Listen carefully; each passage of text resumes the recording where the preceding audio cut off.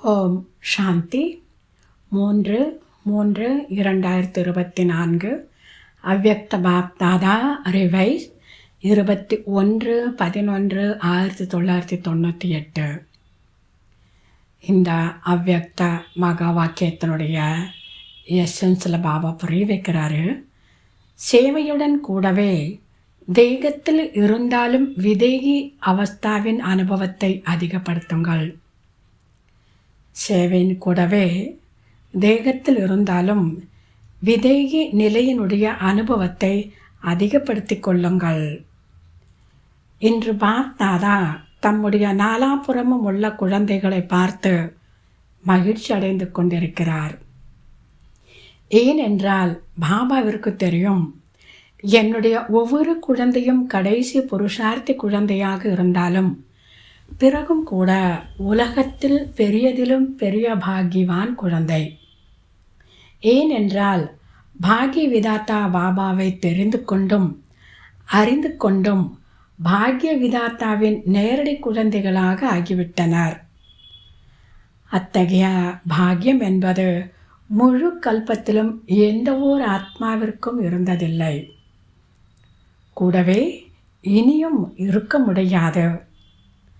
அதோடு முழு உலகத்திலும் அனைவரை விடவும் பெரிய செல்வந்தராக யாரும் இருக்க முடியாது. எவ்வளவு தான் கோடீஸ்வரராக இருந்தாலும் குழந்தைகளாகிய உங்கள் கஜானாக்களோடு யாருடையதையும் ஒப்பிட முடியாது. இந்த உலகத்தில் அனைவரையும் விட மிகப்பெரிய செல்வந்தர் அதாவது யாரும் இருக்க முடியாது. எவ்வளவு தான் கோடீஸ்வரராக இருந்தாலும் குழந்தைகளாகிய உங்கள் கஜானாக்களோடு யாருடையதையும் ஒப்பிட முடியாது. ஏனென்றால் குழந்தைகளின் ஒவ்வொரு அடியிலும் பல கோடி மடங்கு வருமானம். நாள் முழுவதிலும் ஒவ்வொரு நாளும் ஓரிரு அடிகள் பாபா நினைவில் இருந்தாலும் அடி எடுத்து வைத்தாலும் ஒவ்வொரு அடியிலும் பல கோடி மடங்கு வருமானம். ஆக நாள் முழுவதிலும் எவ்வளவு கோடி சேமிப்பாயிருந்தது. அதுபோன்று ஒரே நாளில் பல கோடி மடங்கு வருமானம் சம்பாதிப்பவர் யாராவது இருப்பார்களா? எனவே பாப்தாதா சொல்கிறார், பாக்யவானை பார்க்க வேண்டும் அல்லது உலகிலேயே அனைவரை விடவும் பணக்கார ஆத்மாவை பார்க்க வேண்டுமானால் பாபாவின் குழந்தைகளை பாருங்கள். பாகிவான் ஆத்மாவை பார்க்கணுன்னா, மிகப்பெரிய பணக்காரரை பார்க்கணும் அப்படின்னா பாபாவினுடைய குழந்தைகளை பாருங்கள். குழந்தைகளாகி உங்களிடம் ஒரு ஸ்தூல செல்வத்தின் கஜானா மட்டுமில்லை, அவர்களோ வெறும் பணத்தின் செல்வந்தர்கள். குழந்தைகளாகிய நீங்களோ எவ்வளவு கஜானாக்களினால் நிரம்பியவர்கள். கஜானாக்களின் பட்டியல் தெரியும் இல்லையா? இந்த ஸ்தூல செல்வம் ஒன்றும் பெரிய விஷயம் கிடையாது. ஆனால் உங்களிடம் உள்ள ஞான கஜானா, சக்திகளின் கஜானா, சர்வ குணங்களின் கஜானா, குஷியின் கஜானா மற்றும் அனைவருக்கும் சுகம் சாந்திக்கான வழி சொல்வதன் மூலம் கிடைக்கும் ஆசீர்வாதங்களின் கஜானா. இத்தனை விஷயங்கள், இத்தனை கஜானாக்கள் உங்ககிட்ட இருக்கு. இந்த அழிவற்ற கஜானாக்கள் பரமாத்மா குழந்தைகளை தவிர வேறு யாரிடமும் அழியாததாக இருப்பதில்லை. எனவே பாப்தாதாவிற்கு அப்படிப்பட்ட கஜானாக்களின் மாலிக் குழந்தைகள் மீது எவ்வளவு ஆன்மீக பெருமிதம் உள்ளது. பாப்தாதா சதா குழந்தைகளை அத்தகைய அனைத்தும் நிறைந்தவர்களாக பார்த்து இந்த பாடலைத்தான் பாடுகிறார். ஆஹா குழந்தைகளே, ஆஹா, உங்களுக்கும் கூட உங்கள் மீது அவ்வளவு ஆன்மீக பெருமிதம், அதாவது நசா இருக்கிறது இல்லையா? இதற்காக கையை தட்டலாம். அனைவரும் கையை தட்டினார்கள். இரண்டு கைகளுக்கும் ஏன் கஷ்டம் கொடுக்கிறீர்கள்? ஒரு கையால் தட்டுங்கள். ஒரு கையால் தட்டுவதற்கு வருகிறது இல்லையா? பிராமணர்களுடையவை அனைத்தும் தனிப்பட்டவை. பிராமணர்கள் அமைதியை விரும்பக்கூடியவர்கள். அதனால் கை தட்டுவதும் அமைதியாக தட்டியது சரிதான். ஆக நசாவோ அனைவருக்கும் சதா இருக்கவே செய்கிறது மற்றும் இனிமேலும் இருக்கும். இது நிச்சயிக்கப்பட்டது. இந்த மாதிரி ஏற்கனவே நசா இருந்தது, இப்போவோ இருக்குது, அடுத்த கல்பத்துக்கு இருக்க போகுதுங்கிற விஷயத்தை பாபா இன்னைக்கு குழந்தைகளுக்கு ஞாபகப்படுத்துகிறாரு. பாப்தாதா சமயத்தின் மாற்றத்தில் உள்ள தீவிர வேகத்தை பார்த்து குழந்தைகளின் புருஷார்த்தத்தின் வேகத்தையும் பார்த்து கொண்டிருக்கிறார். பாப்தாதா ஒவ்வொரு குழந்தையையும் ஜீவன் முக்தி ஸ்திதியில் சதா பார்க்க விரும்புகிறார். இது உங்கள் அனைவரின் சவாலாக உள்ளது. தந்தையிடமிருந்து முக்தி, ஜீவன் முக்திக்கான ஆஸ்தியை வந்து பெற்றுக்கொள்ளுங்கள். ஆனால் உங்களுக்கோ முக்திக்கான ஆஸ்தி கிடைத்து விட்டதில்லையா அல்லது கிடைக்கவில்லையா? எல்லோருமே சொல்வாங்க, கிடைத்து விட்டது பாபா. சத்தியுகத்தில் அல்லது முக்தி தாமத்தில் முக்தி அல்லது ஜீவன் முக்தியின் அனுபவம் செய்ய முடியாது. முக்தி, ஜீவன் முக்திக்கான ஆஸ்தியின் அனுபவம் இப்போது சங்கம யுகத்தில்தான் செய்ய வேண்டும்.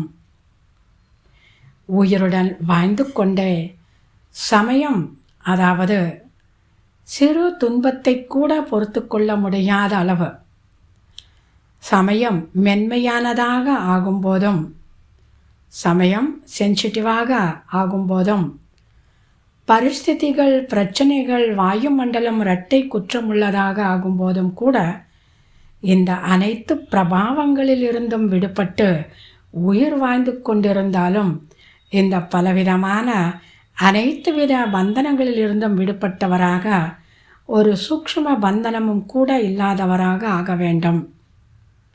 அப்படிப்பட்ட ஜீவன் முக்த் ஆகியிருக்கிறீர்களா அல்லது கடைசியில் ஆவீர்களா?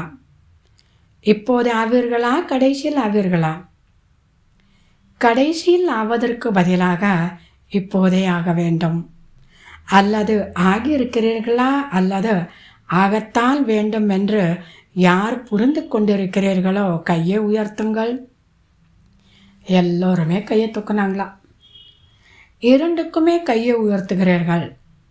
சாமர்த்தியசாலிகள், நீங்கள் சாமர்த்தியம் செய்யுங்கள். ஆனால் பாப் தாதா இப்போதிலிருந்தே தெளிவாக சொல்லிக் கொண்டிருக்கிறார், தயவுசெய்து கவனம் வையுங்கள். பாபா ஒவ்வொரு பிராமண குழந்தையையும் பந்தன் முக்து, ஜீவன் முக்தாக ஆக்கத்தான் வேண்டும். எந்த விதி மூலமாகவும் ஆக்க வேண்டியது அவசியம். விதிகள் என்ன என்பதை பற்றி அறிவீர்கள் இல்லையா? ஆக அது போன்ற ஆக வேண்டியவர் நீங்கள்தான் இல்லையா? விரும்பினாலும் சரி, விரும்பாவிட்டாலும் சரி, ஆகவே வேண்டும். பிறகு என்ன செய்வீர்கள்? ஆகவே வேண்டும் தான்.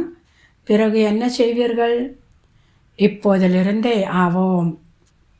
உங்கள் வாயில் குலாப் ஜாமுன். எல்லோருமே பாபா இப்பத்திலிருந்தே ஆவோம் அப்படின்னு சொல்கிறப்ப பாபா சொல்கிறாரு, உங்கள் வாயில் குலாப் ஜாமுன். அனைவரின் வாயிலும் குலாப் ஜாமுன் வந்து விட்டதில்லையா? ஆனால் இந்த குலாப் ஜாமுன் இப்போது பந்தன் முக்த் ஆவதற்கானது.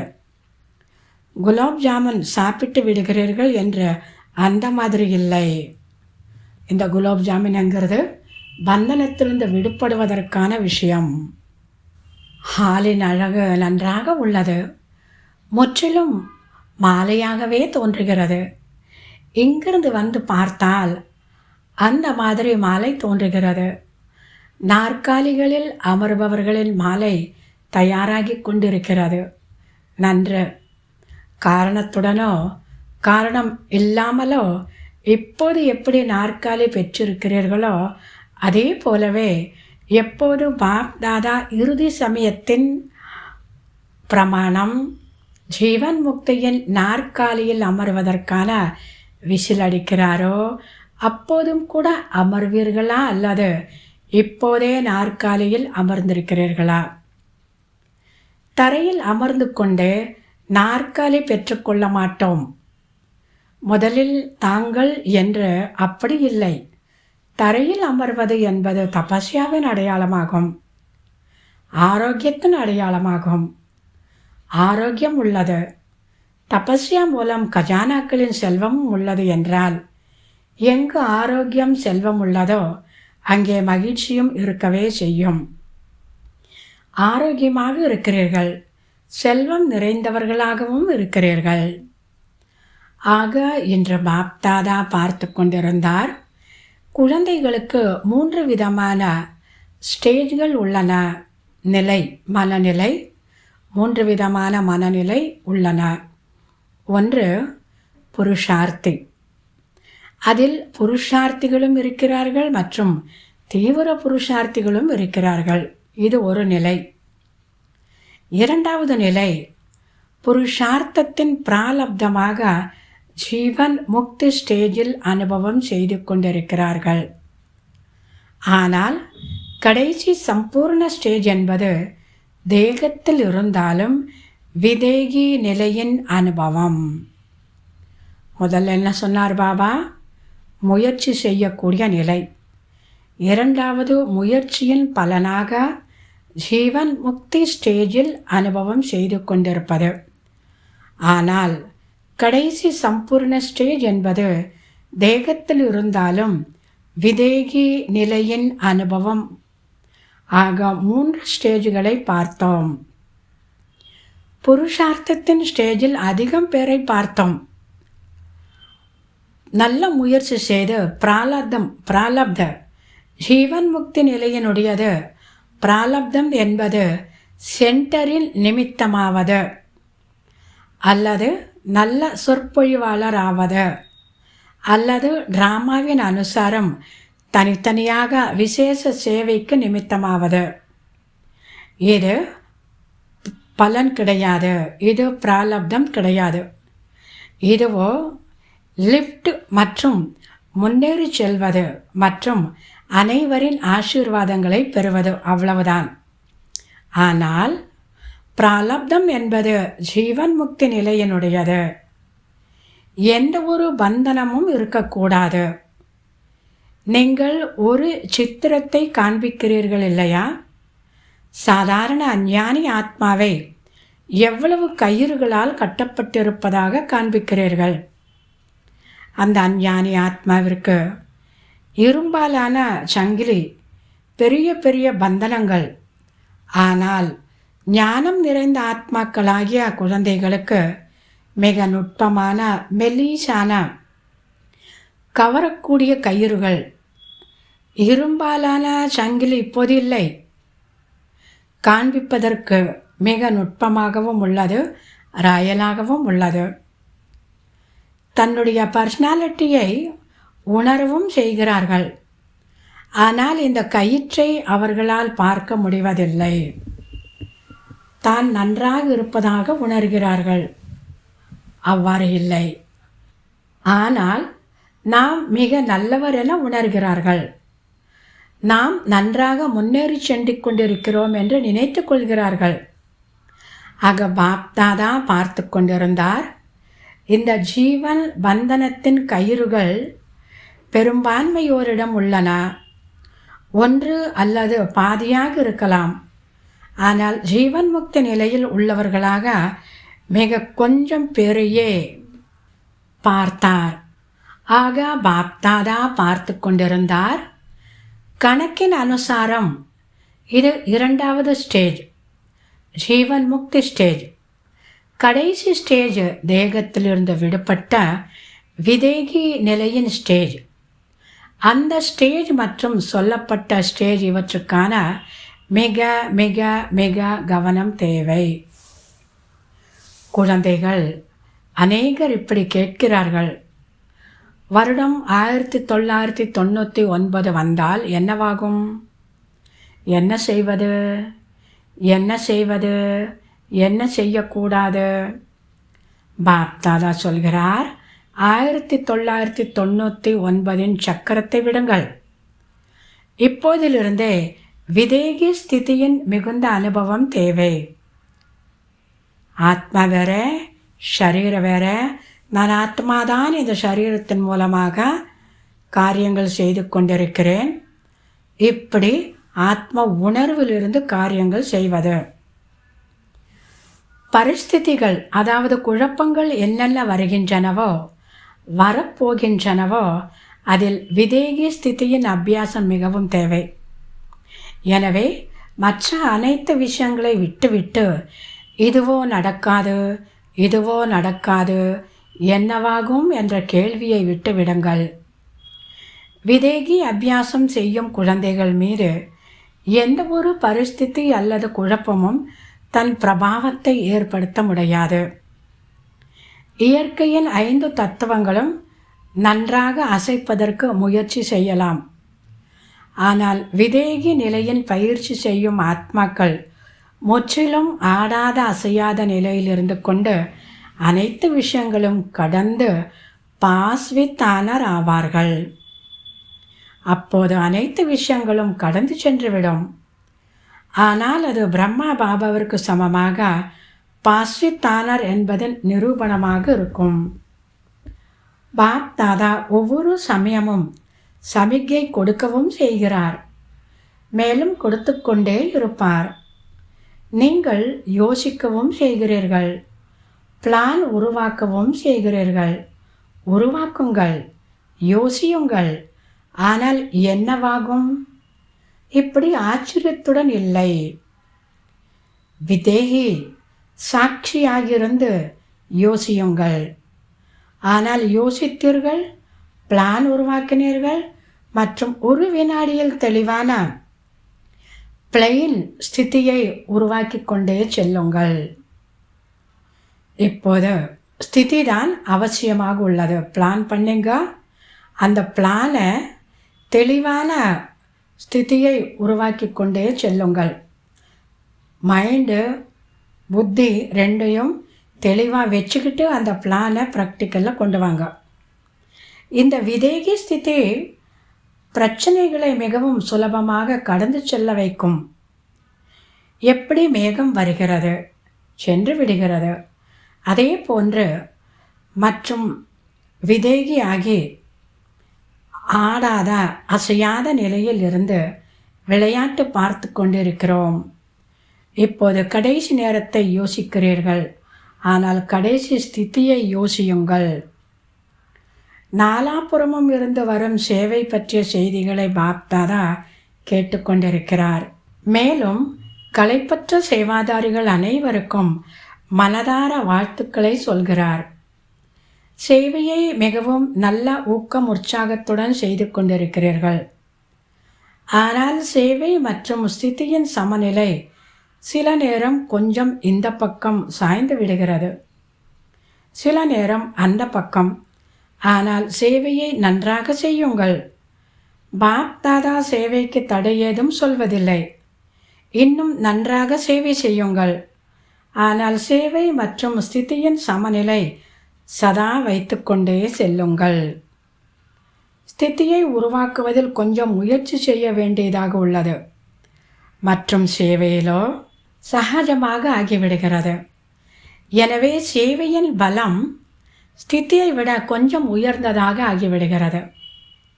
சமநிலை வையுங்கள் மற்றும் பாப் தாதாவின் சேவை செய்யும் அனைத்து ஆத்மாக்களின் சம்பந்தம் தொடர்பில் வரக்கூடிய பிராமண பரிவாரத்தின் ஆசீர்வாதங்களை பெற்றுக்கொண்டே செல்லுங்கள். இந்த ஆசீர்வாதங்களின் கணக்கை அதிகமாக சேமியுங்கள். இப்போதைய ஆசீர்வாதங்களின் கணக்கு ஆத்மாக்களாகிய உங்களுக்குள் அவ்வளவு சம்பன்னமாகி விட வேண்டும். அதாவது அது துவாபர யுகத்திலிருந்து உங்கள் சித்திரங்கள் மூலமாக அனைவருக்கும் ஆசீர்வாதங்கள் கிடைத்து கொண்டே இருக்கும். அநேக ஜென்மங்களாக ஆசீர்வாதங்கள் கொடுக்க வேண்டும். ஆனால் ஒரு ஜென்மத்தில் சேமிப்பு செய்ய வேண்டும். அதனால் என்ன செய்வீர்கள்? ஸ்திதியை சதா முன்னால் வைத்து சேவையில் முன்னேறிக்கொண்டே செல்லுங்கள். என்னவாகும் என்று யோசிக்காதீர்கள். பிராமண ஆத்மாக்களுக்கு அனைத்தும் நல்லதாகவே உள்ளது, நல்லதே நடக்கும்.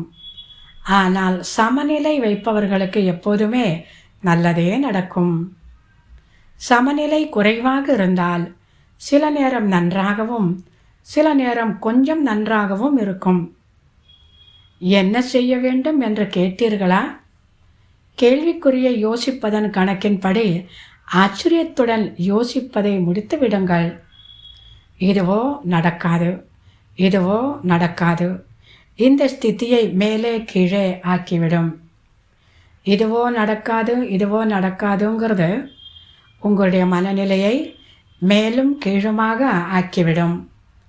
புரிந்ததா? நல்லது. நாலாபுறங்களிலும் உள்ள சர்வசிரேஷ்ட பாக்யவான், சர்வசிரேஷ்ட கஜானாக்களின் மாலிக், சதா சேவை மற்றும் ஸ்திதியின் சமநிலை வைக்கக்கூடிய ஞானம் நிறைந்த ஆத்மாக்களுக்கு, சர்வசக்தி சம்பன்ன ஆத்மாக்களுக்கு, சதா பந்தன் முக்த ஜீவன் முக்த ஆத்மாக்களுக்கு பாப் தாதாவின் அன்பு நினைவுகள் மற்றும் நமஸ்தே. இன்றைய வரதானம்: பரமாத்மா காரியத்தில் சகயோகியாகி அனைவரின் சகயோகத்தை பெறக்கூடிய வெற்றி சொரூபமாகுக. பரமாத்மா காரியத்தில் சகயோகியாகி அனைவரின் சகயோகத்தை பெறக்கூடிய வெற்றி சொரூபமாகுக.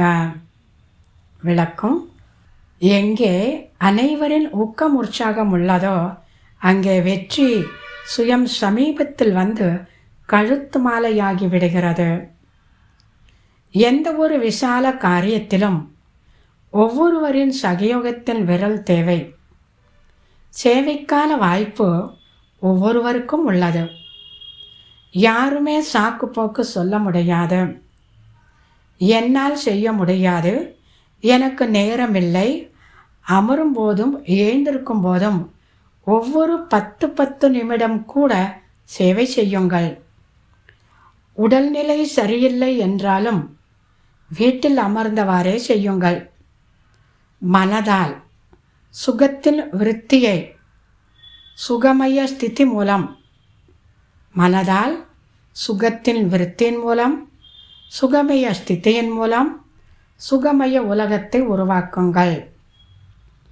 பரமாத்மா காரியத்தில் சகயோகி ஆவீர்களானால் அனைவரின் ஒத்துழைப்பு கிடைத்துவிடும். ஸ்லோகன்: இயற்கையின் தலைவருடைய இருக்கையில் செட்டாகி அமர்ந்து இருப்பீர்கள் என்றால் பிரச்சனைகளில் அப்செட் ஆக மாட்டீர்கள். பிரகிருதி பதி எனக்கூடிய அந்த ஒரு சிம்மாசனத்தில் செட்டாகி அமர்ந்திருப்பீர்கள் என்றால் பிரச்சனைகளில் அப்செட் ஆக மாட்டீர்கள். நல்லது. ஓம் சாந்தி.